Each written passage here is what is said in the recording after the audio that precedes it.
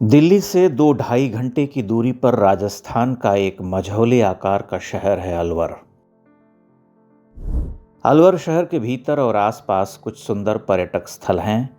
उनमें से एक है सागर की पौड़ी। वहां राजे रजवाड़ों के महल हैं, मूसी रानी की छतरी है और एक सरोवर है जिसे अरावली की पर्वतमाला 3 दिशाओं से घेरे खड़ी है। यूं तो सागर के पौड़े पर कई बार जा चुका हूं, लेकिन इस बार वहां जाकर मेरा मोह भंग हो गया। पौड़े की पिछली यात्रा आह्लादकारी थी। सरोवर का सौंदर्यीकरण हुआ था। गलियारे, बाट और सीढ़ियां साफ सुथरी थी। पानी काई मुक्त था। बीच में 1-2 नौकाएं बंधी थीं, जीवंत दृश्य को तैलचित्र में बदलती हुई ठहर गई थीं। इस बार सागर के पास जाकर मुझे सदमा लगा। लगभग 6 महीने के अंतराल में यह परिसर विरूपित हो चुका है। सरोवर की सीढ़ियों पर कचरे का ढेर लगा है। खाली बोतलें, सड़े गले अवशिष्ट पदार्थ, पन्नियां, रैपर, नारियल, पत्तलें बिखरी हुई हैं, पानी में तैर रही हैं। सरोवर का जल गंदला है, काइयां जम गई हैं, आवारा कुत्ते भटक रहे। मैं कुछ देर तक स्तब्ध खड़ा देखता रहा, मानो अपने ही देखे पर विश्वास न हो रहा हो।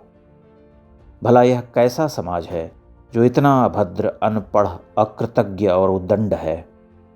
कौन है वो लोग जो यहाँ आकर बस मल त्याग नहीं करते, बाकी सब करके चले जाते हैं?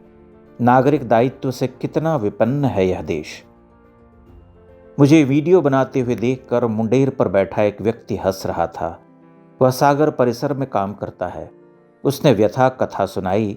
लोग आते हैं, खा पी कर अपनी पत्तलें, पन्नियां, बोतलें छोड़ जाते हैं, कूड़ेदान मुंह ताकते रह जाते हैं। इस वक्त मैं अलवर में सागर के पौड़े के पास हूँ।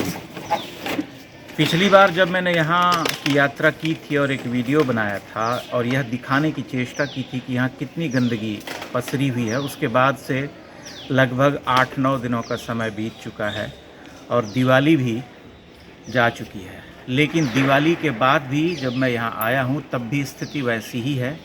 यहाँ इन सीढ़ियों पर बहुत बड़ी संख्या में कचरा बिखेरा गया है, बहुत बड़ी मात्रा में, और आप देख सकते हैं कि गंदगी वैसी की वैसी ही है।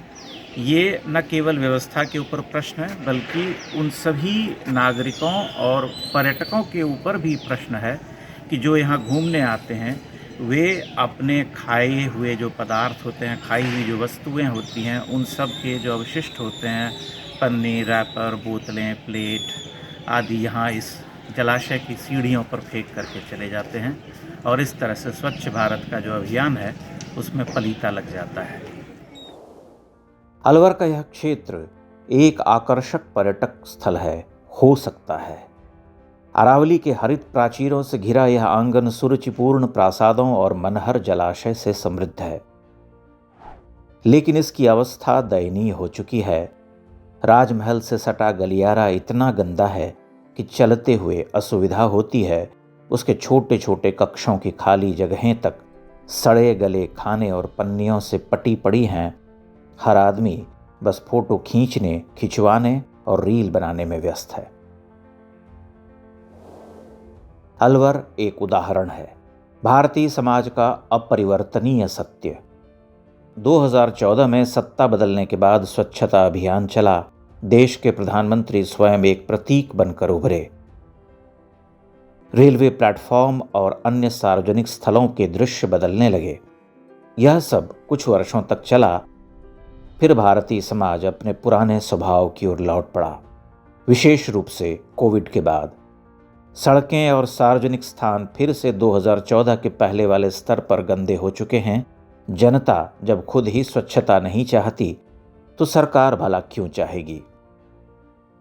सरकारी एजेंसियां भी अभियान को भूल चुकी हैं।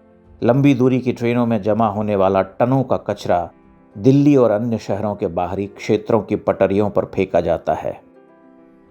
सोशल मीडिया पर शिकायत करते रहिए, मंत्री और अधिकारी कोई सुनवाई नहीं करेंगे। उन्हें पता चल चुका है कि कैमरे में स्पेशल इफेक्ट और फिल्टर डालकर गंदे से गंदे दृश्य को लंदन, न्यूयॉर्क जैसा दिखाया जा सकता है। तो क्या हम यह मान लें कि भारतीय समाज एक भोथरा समाज है, जड़ बुद्धि, स्वार्थी और सिविक सेंस से दूर? यह तो सामूहिक चेतना का विषय है। लगभग सभी लोग अपने बच्चों को साफ सुथरा रहने की सीख देते हैं, लेकिन बच्चे जब देखते हैं कि बड़े खुद ही अपनी सीख पर अमल नहीं करते तो वो भी वैसा ही करने लगते हैं। सबका स्वच्छता बोध अपने घर तक सीमित है। घर की गंदगी निकालकर सड़क या पड़ोसी के दरवाजे पर फेंक देना इस स्वच्छता की परिभाषा में स्वीकार्य है।